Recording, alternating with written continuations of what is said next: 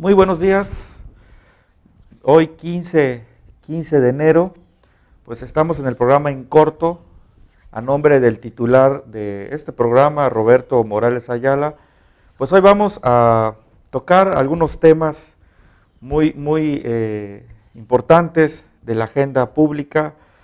Voy a comentarles que pues el cronograma que tenemos el día de hoy: muere un oficial de la policía de IPAPS, que lamentablemente sufrió un accidente cuando se dirigía a su trabajo. También el tema de desaparecidos, la grave situación en Veracruz, entrevista con la periodista Violeta Santiago Hernández. También vamos a tener el tema con Celina Custodio Mendoza. Ella es enfermera pediátrica, trabajando en el área COVID, pero precisamente con niños allá en Villahermosa, Tabasco.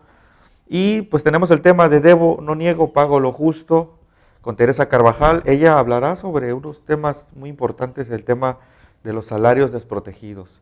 Pues antes que nada, pues le hacemos, ya sabe, la recomendación. Como siempre, hay que cuidarse por el tema del COVID, un tema muy delicado, muy importante, y sobre todo que siempre hay que mantener las medidas de salud. Así que con esto vamos a comenzar.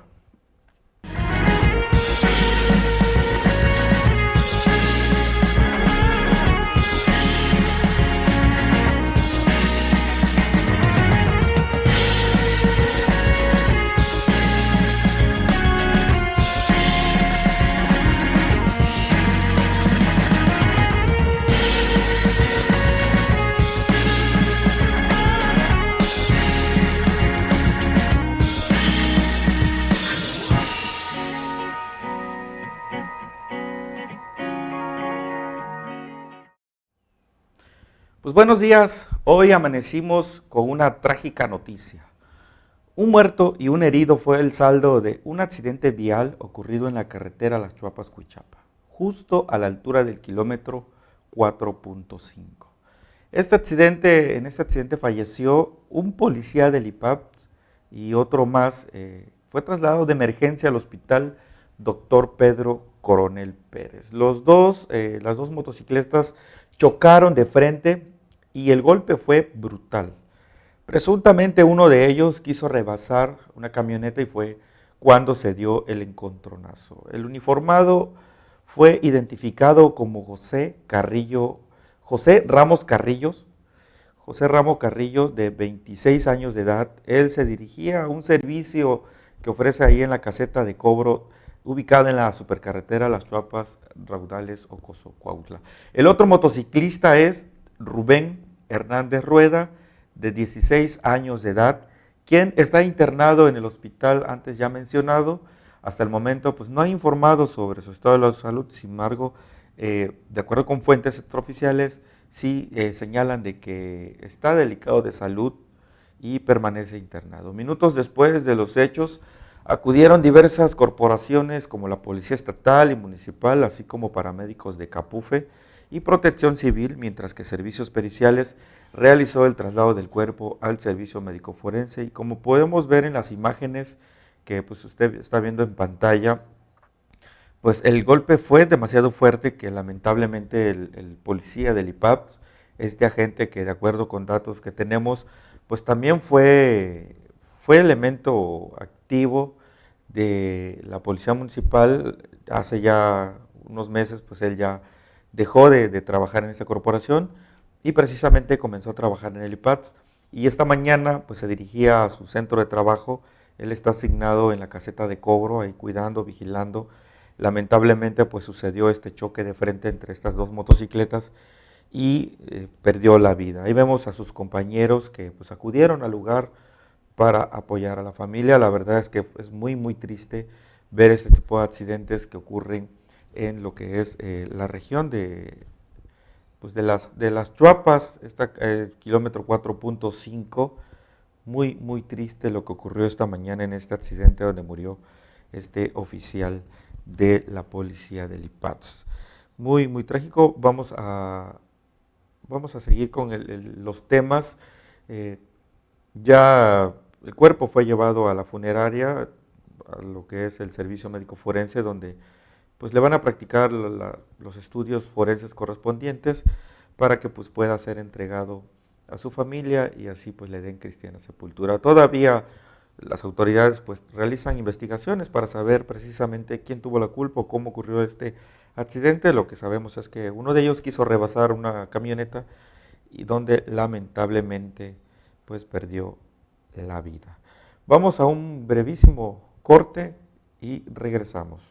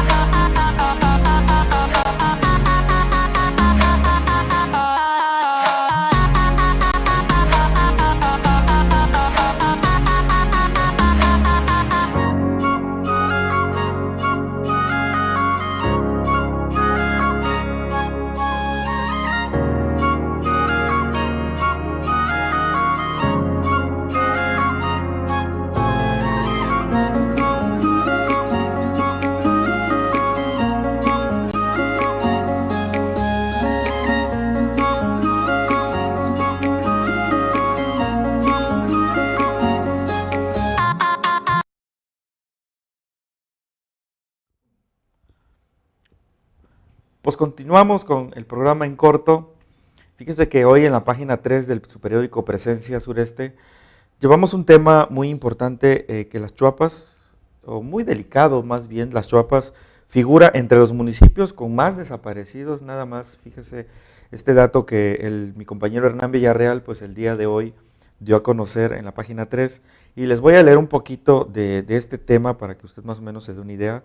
Dice, el número de personas desaparecidas y no localizadas en México desde el año 1968 hasta ahora ascendió a los 82.243 según las cifras del Registro Nacional de Personas Desaparecidas y No Localizadas. Las Chuapas figura entre los municipios veracruzanos con mayor número de personas desaparecidas. Según los datos oficiales, son 28 personas no localizadas en esta ciudad, aunque pues dicha cifra va en aumento cada año, además de que no se contabilizaban aquellas por las que nunca sus familiares presentaron denuncias. Vimos muchos casos donde las familias, ya sea por miedo o por cualquier otra situación, ellos realmente ni siquiera notificaban a las autoridades de que tenían a familiares desaparecidos. Y fíjese que precisamente hablando de desaparecidos, el día de hoy se publicó la desaparición de 2 jóvenes más, de Ruth Sánchez Cruz, quien según salió rumbo a Chiapas y se perdió, y el otro es Ricardo Álvarez, quien se desapareció de la colonia Aviación. Son 2 casos por los cuales las autoridades ya están pues tomando conocimiento y realizando las investigaciones, pero pues les comento que el día de hoy vamos a platicar vía telefónica con mi compañera Violeta Santiago. Ella nos va a platicar un poco del panorama de personas desaparecidas en el estado de Veracruz. Ella publicó un trabajo especial donde precisamente se habla del tema de la búsqueda de desaparecidos, donde incluso los colectivos de búsqueda pues mantienen una lucha diaria para tratar de localizar a estas personas que para las autoridades están sin ser localizadas. Ya hablamos de que las Chuapas tiene una cifra de 28 desaparecidos, pues cuyos paraderos hasta el momento están pues sin saber ahora sí que dónde están. Es una tarea muy titánica que mantienen los familiares que quieren saber o buscan una respuesta para saber dónde están sus familiares. Violeta, buenos días. Hola, buenos días, Fernando. Buenos días, don Roberto. Violeta, quisiera que nos platicaras tú que pues precisamente has trabajado mucho el tema de los desaparecidos, ¿cuál es el panorama estatal en cuanto al número de desaparecidos en el estado de Veracruz? Bueno, hasta 2018, que es cuando se ha revelado la cifra del número de desaparecidos en el estado de Veracruz, teníamos pues cerca de 3.400 casos registrados, o sea, por denuncia de personas que habían denunciado la desaparición de algún familiar y que había quedado en los archivos de la Fiscalía General del Estado. Sin embargo, los colectivos de Veracruz, por ejemplo, el colectivo Solecito, ha estimado que en realidad en Veracruz habría cerca de 10.000 personas desaparecidas, pues tienen conocimiento de que por cada caso denunciado al menos hay otros 3 más que no se han denunciado. Entonces, si nos vamos a los datos federales para Veracruz, hasta 2018 había solamente 731 casos de desaparición. Para la Fiscalía eran de 2.433, perdón, no eran 3.000, eran 2.433, mientras que para los colectivos el número es casi de 10.000. Esta situación, lo que podemos ver, y es como lo mencionabas, hay mucho subregistro, porque no todos los casos de desaparición son denunciados, y también hay que tomar en cuenta otros 2 factores. Las personas, y esto lo dicen los colectivos, no desaparecen, son desaparecidas, es decir, son privadas de su libertad, pero a diferencia de un secuestro no se pide el dinero a cambio, es decir, lo que buscan es pues sustraer la vida de la persona, y también esto afecta a la familia porque pues quedan con esta afectación de no saber dónde está su familiar, también no saber si sigue vivo, si está obligado a hacer alguna tarea, alguna labor, o si fue asesinado y dónde quedó. Entonces se vuelve algo sumamente delicado. En el caso de las mujeres, además de la desaparición y de la posibilidad de que hayan sido asesinadas, también existe la muy alta posibilidad de que sean ocupadas pues en la trata de personas, en la explotación sexual. Entonces se vuelve algo sumamente delicado, sobre todo esta incertidumbre de en qué situación está o quedó la persona que fue desaparecida. En el caso del sur de Veracruz, que hemos hecho pues, por muchos años este registro, tanto en Las Chapas como en Agua Dulce, que Agua Dulce también figura entre los municipios con más desaparecidos, cerca de 15 personas, sobre todo en el año 2014, 2015 y 2016.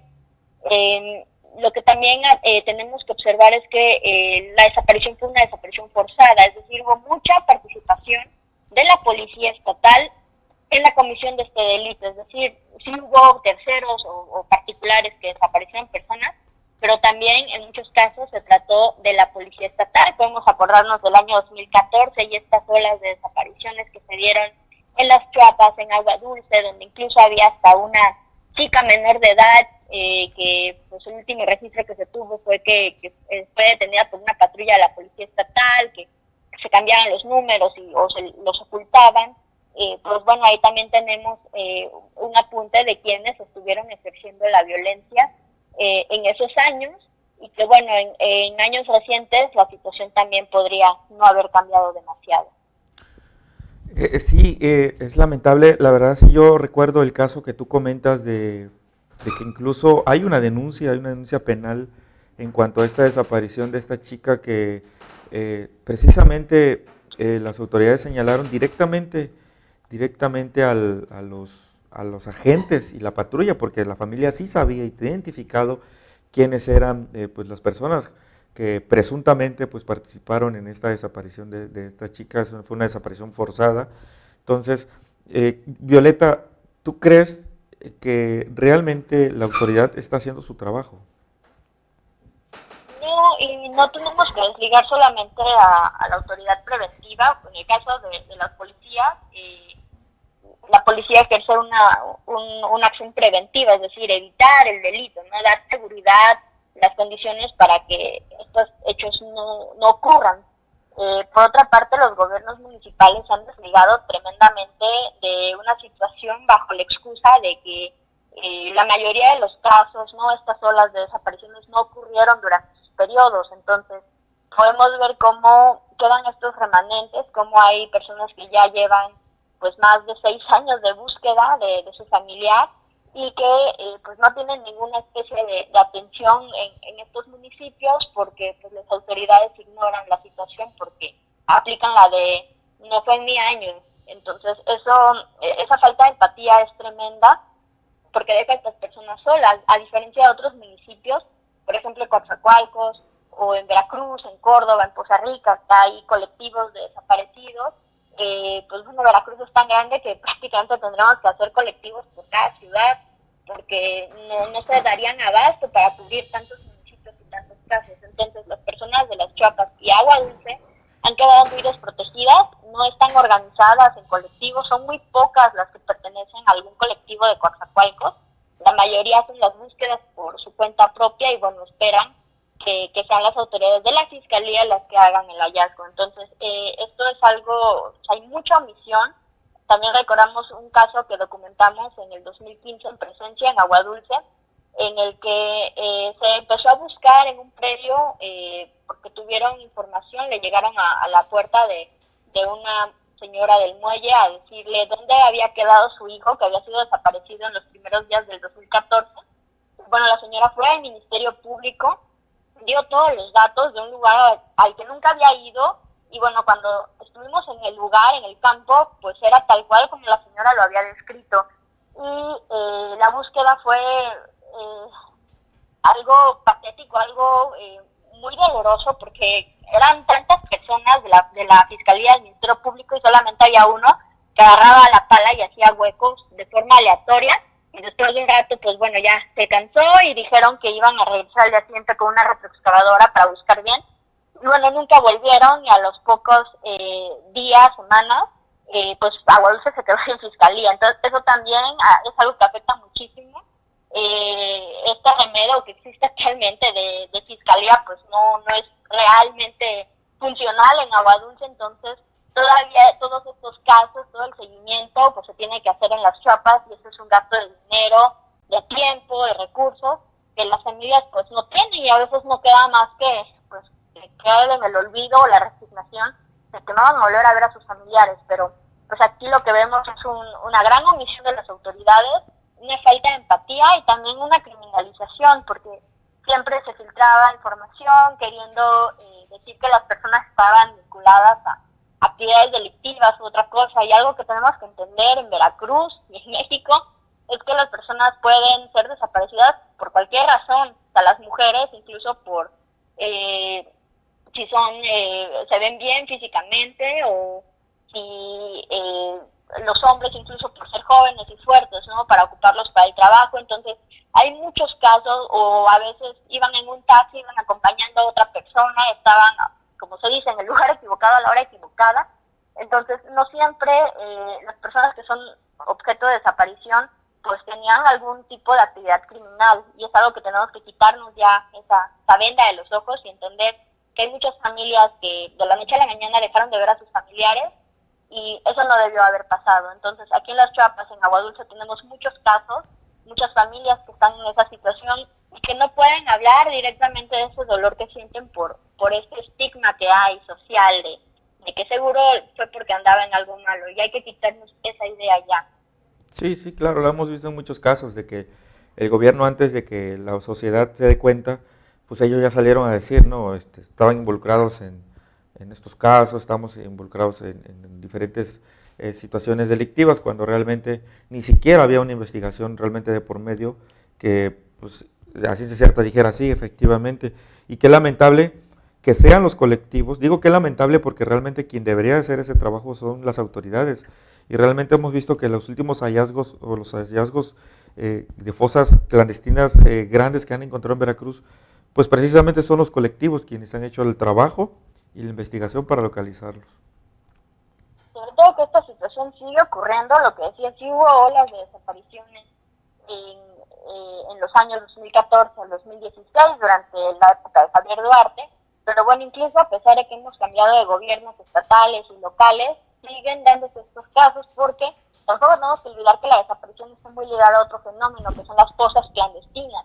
Apenas del año pasado, por ejemplo, a mediados del año, ya cuando estaba esta situación de la pandemia ya intensificándose en el sur de Veracruz, se empezó a hacer una búsqueda en Agua Dulce, una zona donde se hablaba de que había pues, varias personas inhumadas, enterradas, cerca del campo Rabasa. Y bueno, se suspendió la búsqueda por esta excusa de la pandemia. Y digo excusa porque si bien es un peligro real, pues se ocupa para que no se dé a entender lo que está sucediendo. Pero hablamos de situaciones que siguen ocurriendo, o sea, que están ocurriendo en estos nuevos gobiernos, pero que los alcaldes pues tratan de ignorar, de decir, no, esto no está pasando aquí en mi ciudad, esto es de antes, de cuando Duarte, cuando estaban los otros gobiernos. Y pues no, las situaciones que siguen ocurriendo, siguen llevándose a las personas de sus propias casas, de sus negocios.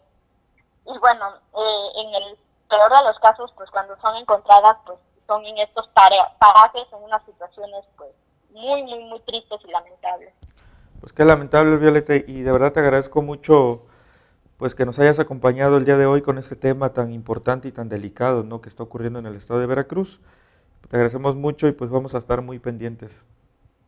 Muchas gracias, Fernando. Y pues bueno, también buena parte de esta información se ha conocido en nuestras ciudades gracias al trabajo de los periodistas, sobre todo de presencia, y pues es algo necesario que se siga dando seguimiento a este tema porque pues no podemos decir que esto ya ha acabado. Claro. Muchas gracias. Gracias. Pues ahí tuvimos la participación de mi compañera Violeta Santiago, quien pues ya les comentaba, lleva una trayectoria muy, muy importante en cuanto a este tema. Se ha enfocado recientemente en los últimos años al tema de los desaparecidos. Y vamos a un breve corte y regresamos.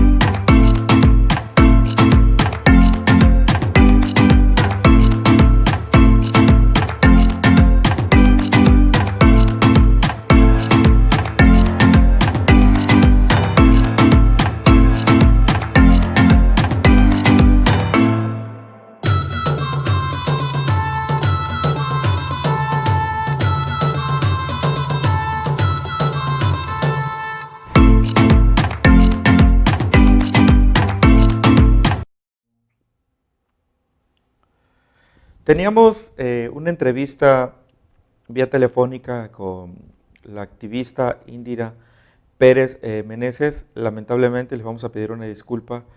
Tenemos problemas de comunicación porque al parecer la ciudad donde ella se encuentra tiene problemas de energía eléctrica, entonces es un poquito complicado comunicarse, no hay señal, entonces vamos a ver si un poquito más tarde podemos hacer enlace con ella, vamos a entrar.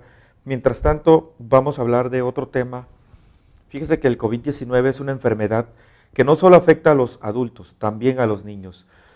Sostuvimos una entrevista con la enfermera pediátrica Celina Custodio Mendoza. Ella trabaja en el Hospital del Niño en Villahermosa, Tabasco. Está precisamente en el área COVID, donde atienden a los niños, y déjenme comentarles que ella fue la primera enfermera de las Chuapas que recibió la vacuna anti-COVID. Vamos a ver la siguiente entrevista con la enfermera pediátrica. Pues nos encontramos vía remota con la enfermera pediátrica Celina Custodio Mendoza. Ella trabaja en el Hospital de Niño en Villahermosa, Tabasco, y pues sobre todo ella está enfrentando pues toda esta pandemia de frente al estar directamente en el área pediátrica de este hospital regional allá en Villahermosa, Tabasco. Y vamos a comentarles que ella, pues se podría decir que fue la primera enfermera chuapense en recibir la dosis, esta vacuna que está aplicando ya la Secretaría de Salud para lo que es el anti-COVID, que le llaman. Es la vacuna pues precisamente para tratar de inhibir un poquito esta enfermedad, y sobre todo ellos que están en la primera línea, pues fueron los primeros en recibirla. Ella es de las Chuapas, pero trabaja en el hospital de Villahermosa, Tabasco, y la tenemos aquí en línea para que nos platique un poquito, para empezar, cómo fue su experiencia en cuanto a la aplicación de la vacuna. Bueno, pues el día de ayer tuve la oportunidad, gracias primero a Dios y también a mi hospital, del cual estoy siendo trabajadora en este momento, de poderme aplicar la primera dosis de esta vacuna. Obviamente al primero pues hay temor a lo desconocido, Sí. pero siempre confiando en lo que es la medicina basada en evidencia, en las comprobaciones científicas, en todos los antecedentes de las vacunas que han existido a lo largo de los años. Y pues en realidad me fue bastante bien, un pequeño dolor al momento de la aplicación, normal, a como es en cualquier otra vacuna, y hasta el momento me encuentro sin ninguna reacción adversa, trabajando, haciendo mi vida normal, sin ninguna alteración, sin nada de lo que ha estado circulando en las redes sociales, y pues me siento muy bien. Hemos visto muchas especulaciones en cuanto a que es grave, porque ya ve las redes sociales ahorita, la verdad están desinformando mucho, y precisamente en Tabasco hablaban de que había miedo, ¿no? Por la cuestión de la vacuna, porque ya algunos médicos estaban sufriendo pues algunas reacciones, que su cuerpo había rechazado la vacuna, pero como lo comentas tú de viva voz, pues realmente tú estás bien, no tuviste ninguna reacción, y creo que la mayoría de tus compañeros pues están pasando por la misma situación, todo es seguro. Sí, en realidad de las personas que conozco que ya se han aplicado esta vacuna, ninguna ha presentado cuadro clínico o algún problema asociado a una reacción adversa por la vacuna. Entonces, sí he sabido de ciertas personas que tienen alguna enfermedad adyacente que sí presentaron pequeñas molestias, pero nada fuera de lo común a lo que es una reacción por una aplicación de una vacuna. Si recordamos, en las vacunas como la influenza nos da un leve malestar, una febrícula, el sentirte irritado, o quizás también te da un poco de dolor en el sitio de aplicación. Pero en fuera todo muy bien. Y pues hasta el momento desconozco si hay personas que se le hayan aplicado, médicos, enfermeras, cualquier personal de salud con complicaciones graves. Hasta el momento lo desconozco de alguna fuente fidedigna. Muy bien, gracias. Celina, ¿qué tan difícil es para ti como enfermera trabajar en el área, pues precisamente que atiende a niños?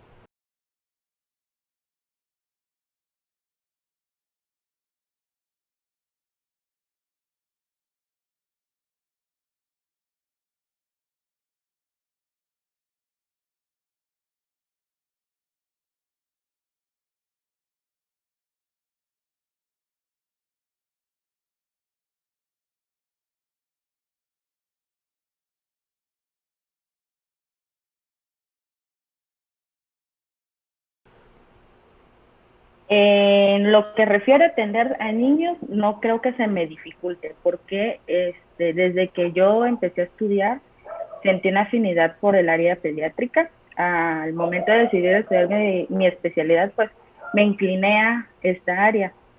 Entonces, en sí la dificultad no es el hecho del paciente.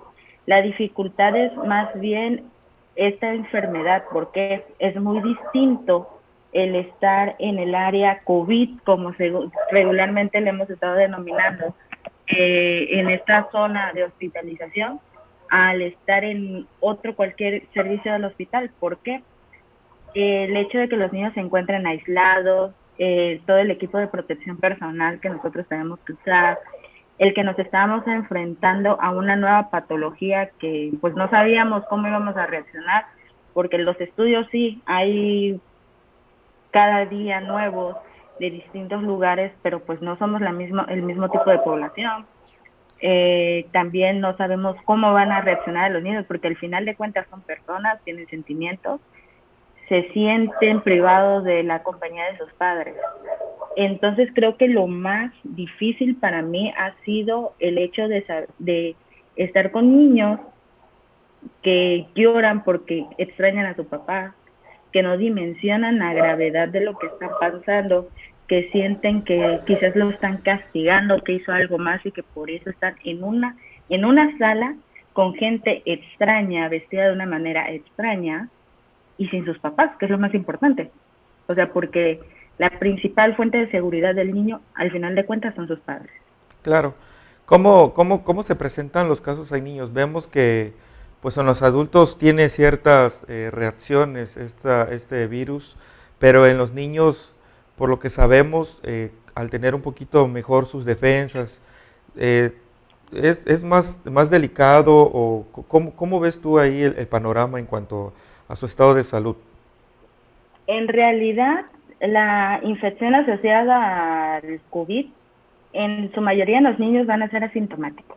La mayoría nos damos cuenta por qué les hacen la prueba a sus padres o se hacen la prueba porque sus familiares son positivos a COVID. Dado un caso en que los niños presenten sintomatología, van a iniciar con lo que es fiebre, una fatiga, tos, dolor en la garganta,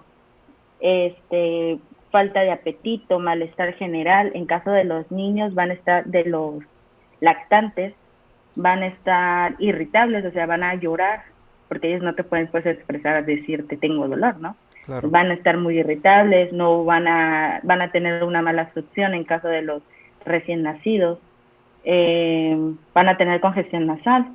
En una menor frecuencia pueden presentar lo que es diarrea, náuseas y vómitos.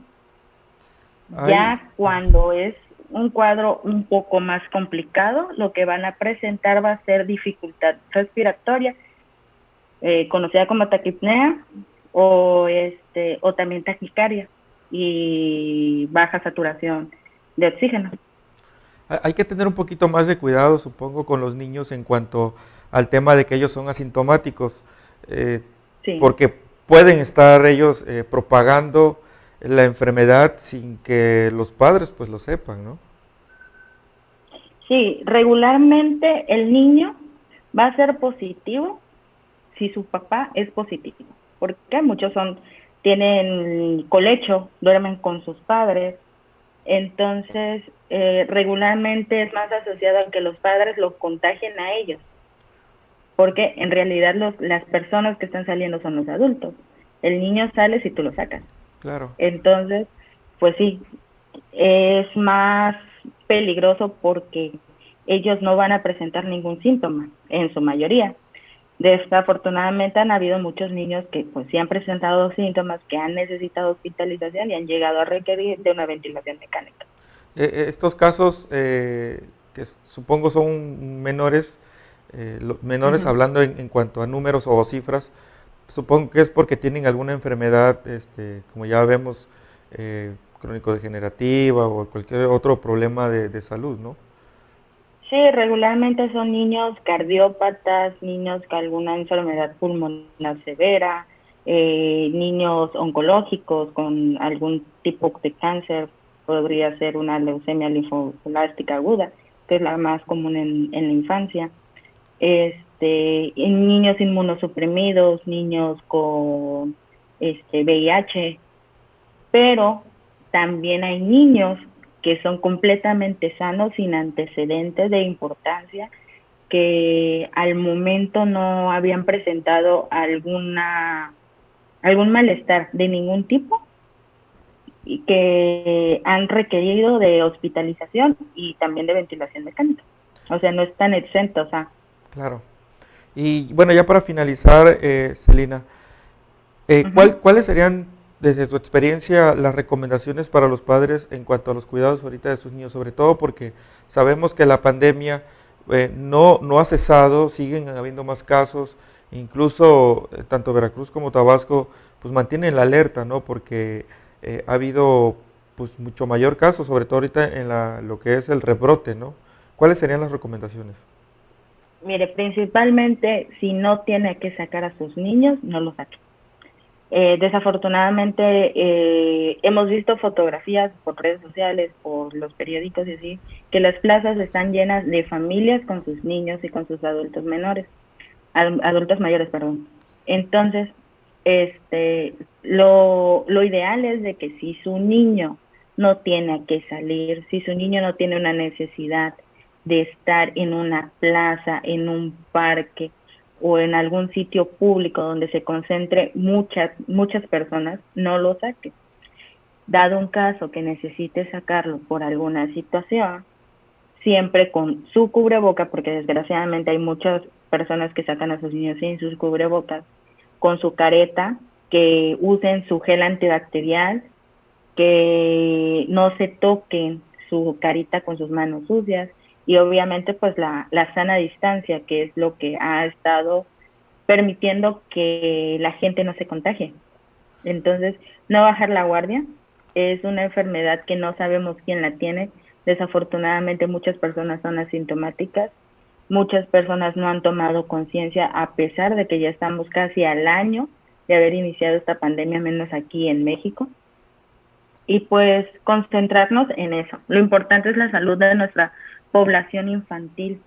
No es justo que ellos sufran algo que como adultos podemos haber evitado. Entonces sí les pido que se cuiden. Es muy triste ver la situación de los niños, el que ellos lloren pidiendo a sus padres, aunque uno los abrace, los reconforte, pues al final de cuentas uno es un extraño. Entonces sí, por favor, no salgan de su casa. Si no tienen a qué salir, no salgan de su casa y mucho menos saquen a sus hijos. Pues te agradezco mucho, Celina Custodio Mendoza. Ella pues está trabajando directamente en la primera línea del combate o de la lucha y el cuidado sobre todo de pacientes COVID en el área pediátrica en el Hospital del Niño en Villahermosa, Tabasco. Te agradecemos mucho que hayas compartido pues parte de esta experiencia que sabemos, independientemente de tu profesión, es tal vez algo que sirva para hacer conciencia a los padres y que cuiden mucho a sus hijos, sobre todo en estos tiempos pues muy difíciles, ¿no? Muchas gracias.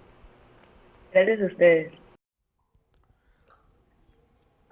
Pues ahí escuchamos la entrevista con la enfermera Celina. Ella, pues como ya lo dijimos, está en la primera línea de la lucha o de la atención de los pacientes que contraen COVID, sobre todo en el área pediátrica del Hospital del Niño en Villahermosa, Tabasco.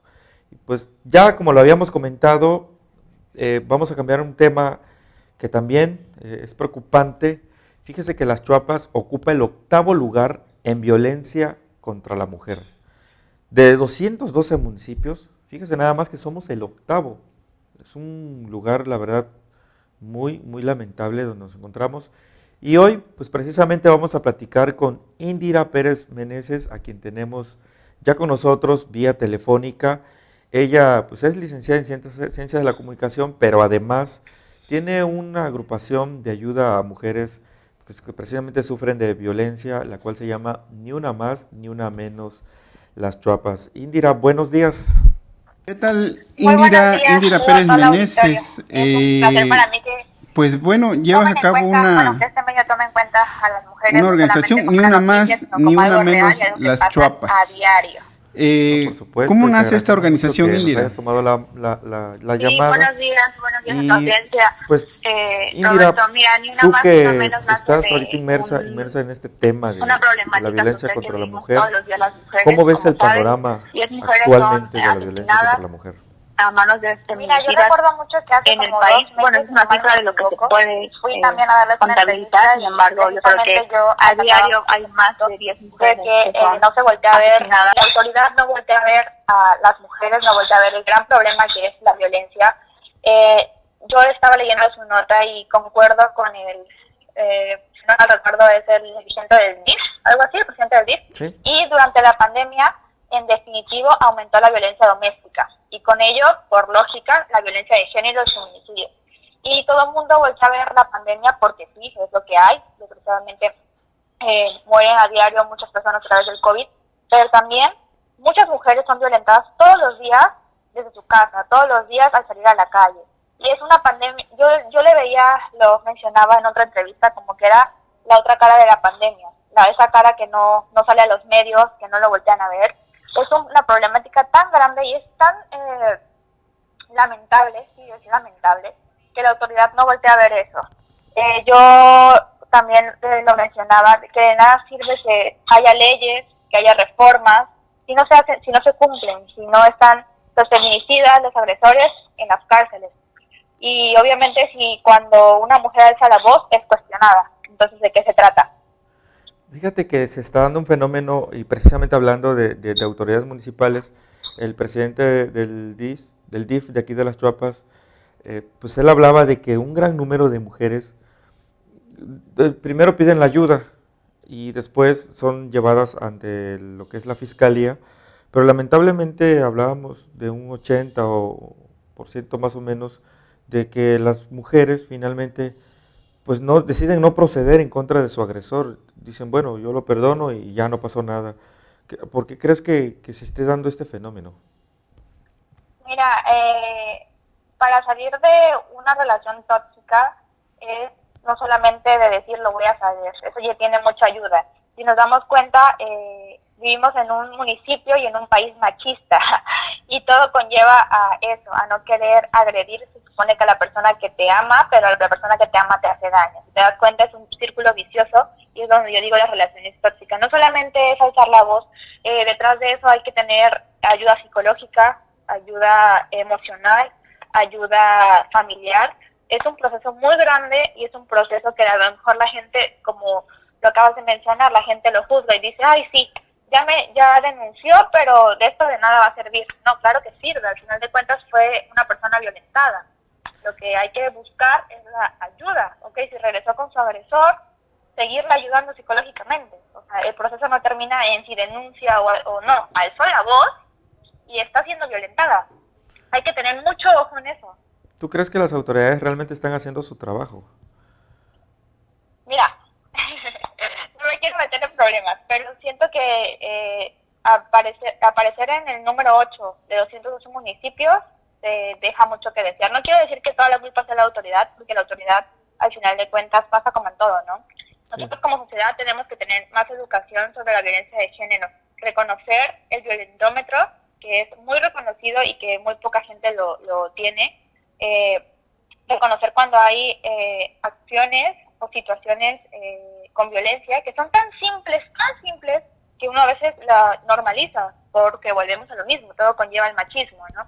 Entonces, crecimos con el machismo y tenemos un sistema patriarcal muy grande, no solo en Las Chuapas, sino en México en general, que es muy cuestionable decir solamente que la autoridad tiene la culpa, pero no, también nosotros como sociedad tenemos la culpa.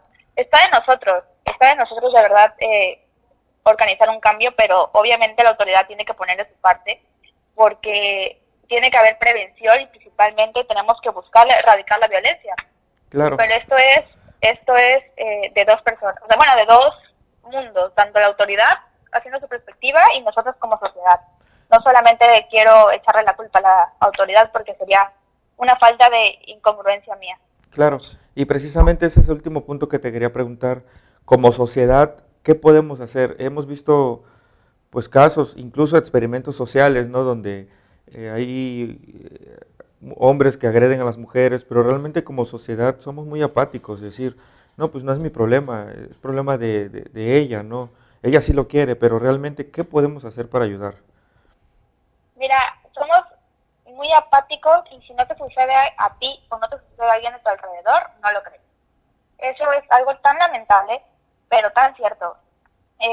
Yo me ha tocado escuchar en carne propia situaciones de niñas que dicen, es que mi abuelo es el que me viola, pero mi familia no me cree. Imagínate, Sí, vive con su violador. Entonces, es algo que la gente lo tiene como hasta un tabú, ¿sabes? Como de que a mí no me va a pasar nunca ni a nadie de mi familia, pero es algo que pasa a diario y pasa más muy cerca de lo que creemos.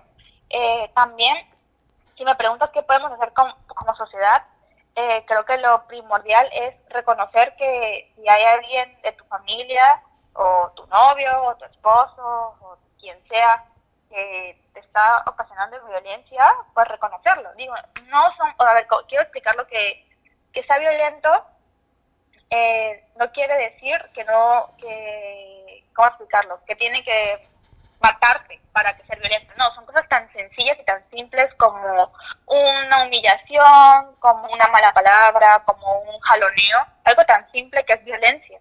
Entonces, aprender por ahí y obviamente también las autoridades que den a reconocer ese tipo de violencia, ¿sabes? Que haya campañas, que haya brigadas, etcétera. Porque al final de cuentas, si te das cuenta, perdón, es redundante lo que acabo de decir, si te das cuenta, es una problemática que no solamente le sucede a un sector del país, es enorme, si te puedes saber las cifras, que al final de cuentas las cifras solamente son las personas que denuncian y el otro porcentaje que no denuncia también es violentado, entonces es una cifra muy grande. muy grande. Pues muy lamentable, Indira, lo que pasa en nuestra sociedad y en el país. Agradecemos mucho que pues hayas compartido esto, que yo sé que pues sí puede ayudar porque hay mujeres que pues nos están viendo y que pues, finalmente decidan alzar la voz y proceder, denunciar, más que nada romper el silencio, ¿no? Romper el silencio y decir, me está pasando esto y yo sé que las autoridades pues tienen que hacer su trabajo. Sí, sí, y darse cuenta ellas que viven en un lugar, una casa, como te digo, tanto puede ser como el que te violenta, puede ser tu papá, tu mamá, incluso también porque es una realidad, no solamente, yo el otro día discutía que también las mujeres pueden ser agresores de las propias mujeres, entonces no, esto no es una violencia esto no es una guerra de géneros, esto es una guerra de gente buena que está haciendo contra gente mala, o al revés, entonces creo que desde ahí debemos de comenzar, y creo que es la principal ley del feminismo, que esto no es una guerra de géneros, sino una guerra de violencia. Muy Y también lamentable. te quería comentar ¿Sí? que vamos a sacar un estudio de opinión. Bueno, es un estudio con base a todas las denuncias que nos ha llegado el colectivo. Espero que nos den difusión por ahí en tu medio. ¿Sí? Y muy pronto ya va a estar a la luz para que se den cuenta que esto es una realidad. Y es muy lamentable todos los casos que han llegado, pero espero que con ese estudio la gente se dé cuenta que realmente sí pasan las chapas y de que no solo son unas cifras, que son historias de vida y son personas.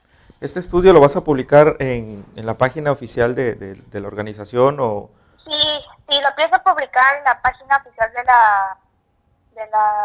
bueno, es un grupo cerrado, ¿Sí? pienso hacerlo, y también pensaba publicarlo desde mi perfil, bueno, sé que tiene un poco más de auge, entonces obviamente se lo quiero pasar a todos los medios y lo pueden publicar en medida de que sea posible, porque al final de cuentas es una información que le sirve a nuestro municipio y que es de gran ayuda para que las más niñas, más mujeres se sumen a alzar la voz.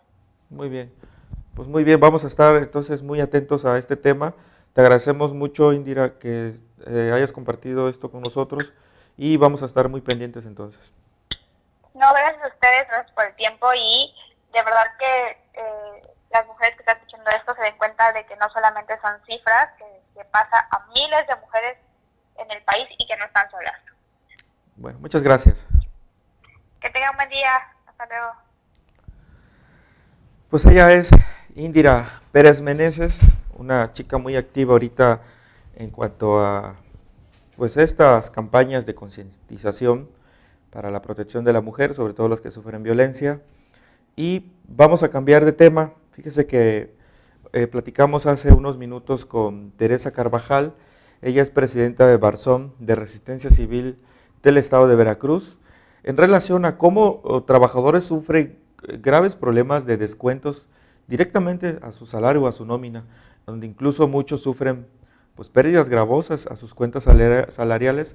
Vamos a escuchar la siguiente entrevista.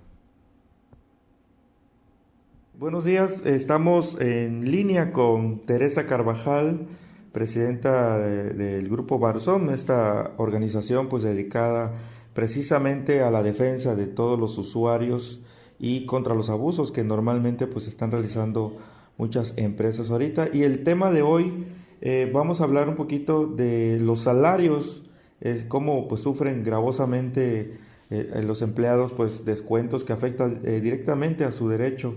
Buenos días, Teresa.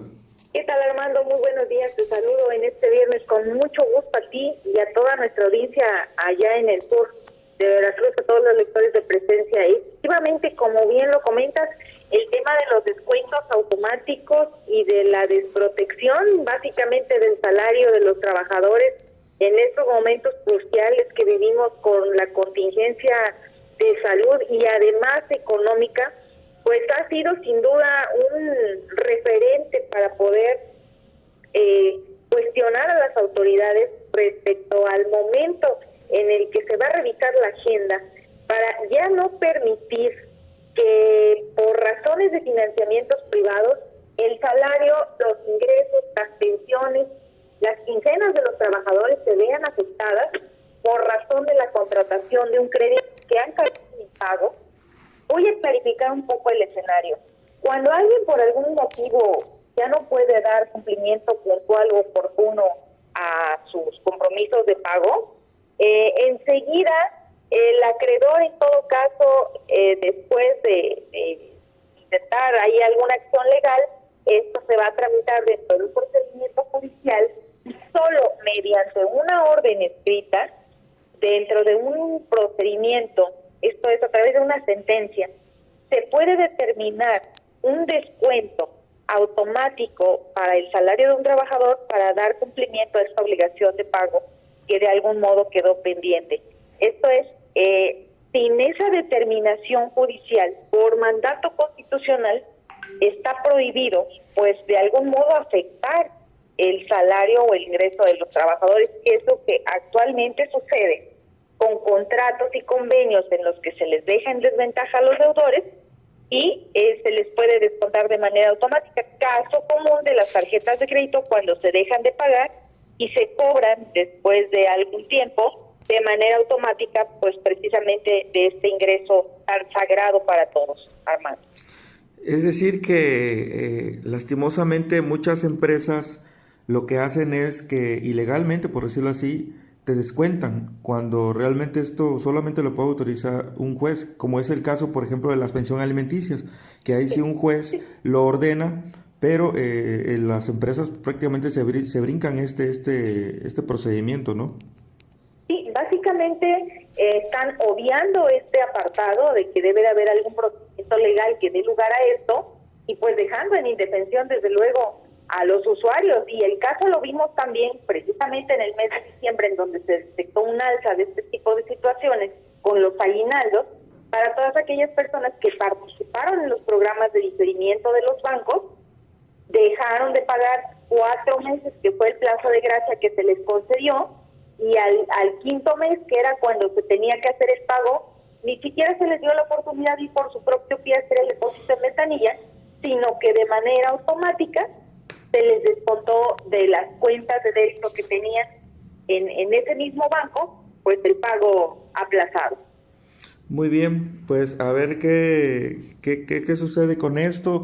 Y por ahí tenemos vimos un video que publicaron ustedes en sus redes sociales donde lamentablemente algunas empresas hacen el uso de cobros vía telefónica, pero lo que escuchábamos es que pues incluso lo hacen hasta con insultos, ¿no?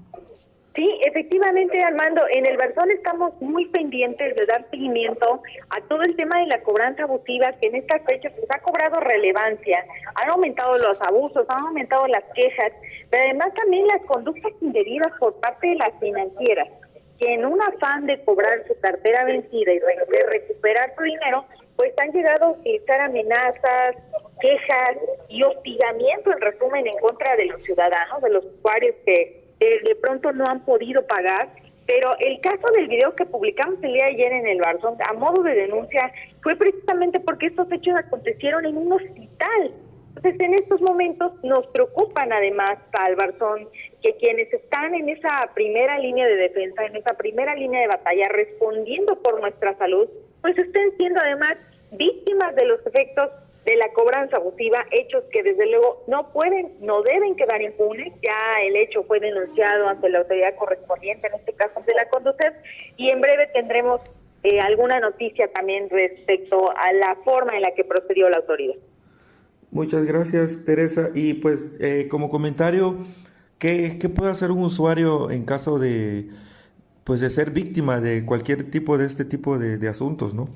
Mira, Armando, en nuestra página yo invito a todo aquel que nos está escuchando en este momento y que tenga alguna afectación, que esté siendo víctima de esta cobranza, que le estén llegando documentos que aparentan ser escritos judiciales, que recibe estas llamadas de terrorismo en su domicilio, en su centro de trabajo, a que visiten nuestra página, nuestras redes sociales como el Barzón RC, o incluso a través de mi cuenta personal como Teresa Carvajal.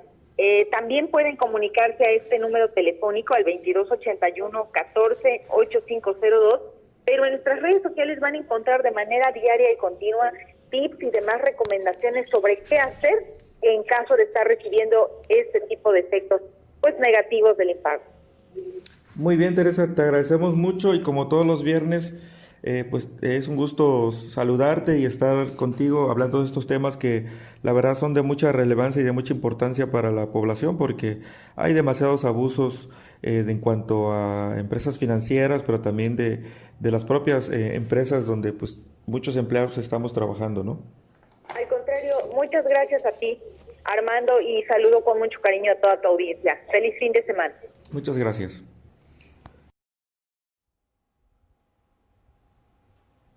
Pues ahí escuchamos la entrevista con Teresa Carvajal. Ella tiene esta organización pues dedicada precisamente para la defensa de los usuarios y quienes ustedes pues pueden pedirle ayuda, asesoría. Ya ella por ahí dejó los contactos. Y fíjense que precisamente en la página de ellos publicaron un video exhibiendo de parte de la denuncia que ya hicieron por parte de estos abusos. Vamos a escucharlo antes de irnos. Con el siguiente audio, desde el Barzón queremos denunciar y alertar a todo ciudadano y trabajador que ante la trágica situación pandémica sufra en forma sistemática y agresiva las actitudes y modos impropios de parte de las financieras. Ciudadano y trabajador, ¿te parece justa la actitud y contenidos agresivos contra una situación de adeudo? Si te resulta familiar la siguiente forma de cobro. ¿Quieres oírme tú que comunicármelo? Está bien, estupidita, comunícamelo. Disculpe, ¿con quién quiere hablar? Alcahueta, pinche alcahueta, comunícame. Ya te lo dije muchas veces, pareces tarada. Comunícamelo. A ver, padrote, para eso lo defiendes, ¿verdad, estúpida? Pinche naca. Lástima que trabajes en un centro de salud. A ver, ¿a qué hora me lo comunicas? Vieja pendeja. Ya te dije, tienes ganas de escucharme, ¿me vas a escuchar tú a mí? Pinche naquita de mierda. Comiendo un pinche rasero. Ni siquiera para mantenerla sirve. Por eso los centros de salud están como están, por estúpidas como ustedes. Actúa. Debemos unirnos ya. Los ciudadanos que cotidianamente enfrentamos los efectos catastróficos de la pandemia ante la indiferencia de las autoridades. El Barzón te ayuda. Únete a la Jornada Estatal para la Defensa del Patrimonio Familiar. Comunícate al 2281-14-8502, a nuestras redes sociales como Barzón RC o a través de mi cuenta personal Teresa Carvajal.